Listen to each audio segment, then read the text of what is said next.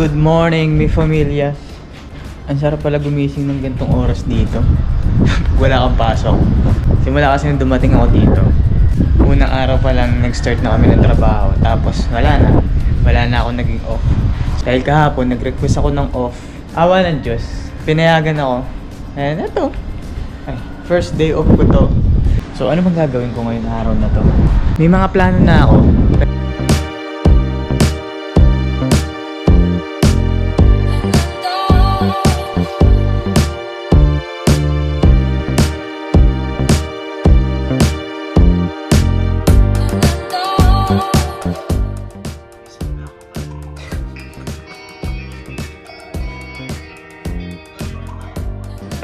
Oy, Kobe!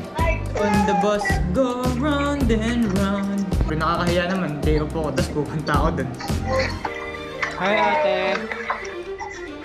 Hi, Daddy! Love you! Nangyari sa mga musikero ngayon? Mamamatay na lang ako kasi gawin yung hindi ko naman gusto! Lintik na paso na yan! Hindi tayo mapapakain ng paso na yan! Pagod To the crowd. I need you, and I miss you, and now